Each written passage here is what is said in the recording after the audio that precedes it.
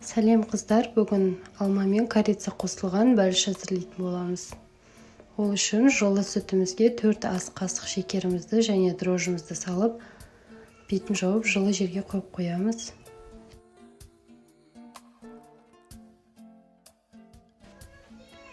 Он 15 минутта міне осылай жақсы болып көтерілді. Енді осы массамызға сұйық майымызды және бөлме температурасында сары майымызды салып жақсылап араластырамыз.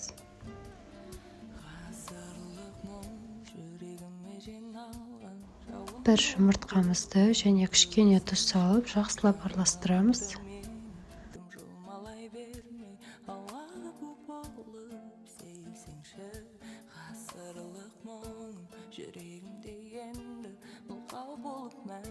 Ұнымызды осылай кішкене-кішкенеден салып отырамыз.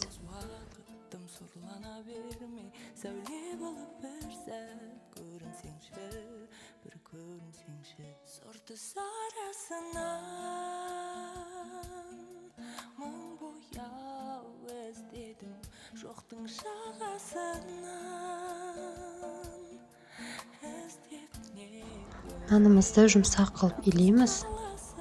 Бетін жауып жылы жерге қойып қоямыз. 1,5 сағаттай тұрып жақсы болып көтерілді. Ішіндегі салмасына біз 3 алма қолдандық. Алмамызды жақсылап тазалап, осындай бөліктерге бөліп аламыз.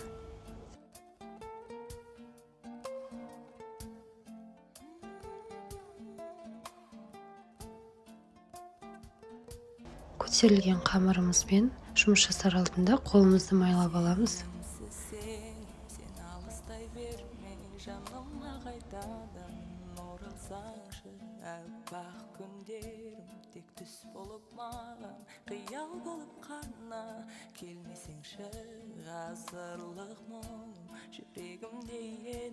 Үстелімізге ұнды сеуіп, нанымызды илейміз. Жаңағы қамырымыздың қалыңдығы 1 сантиметрге дейін болса жарайды. Жақсылап илеп болғаннан кейін осындай бөліктерге бөлеміз.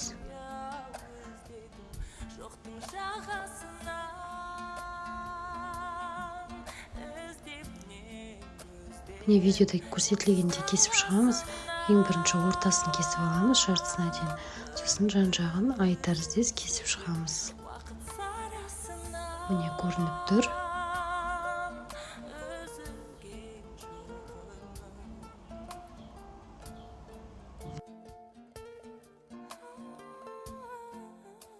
Алмамен бірге корица және шекер, сары май қостым. Өте дәмді шығады. Корица қоспасаңыз да болады.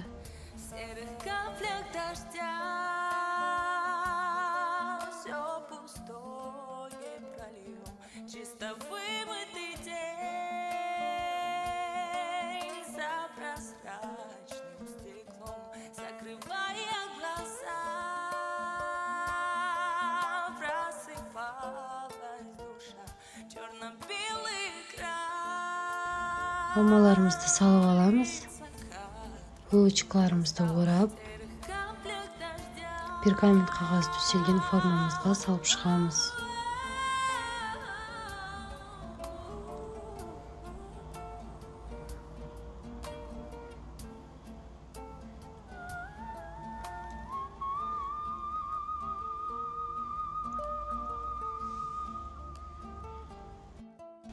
Міне барлығы дайын болды. Енді осының бетін жауып 15 минутқа жылы жерге қойып қоямыз. Міне булочкаларым жақсы көтерілді. Жұмыртқаның сарысы мен сүтті араластырып, бетіне жағып шығамыз. 180 градуста қызып тұрған пешімізде 20-25 минуттай пісіріп аламыз. Булочкаларымыз өте дәмді шықты. Астарыңыз болсын. Міндетті түрде жасап көріңіздер, өте оңай.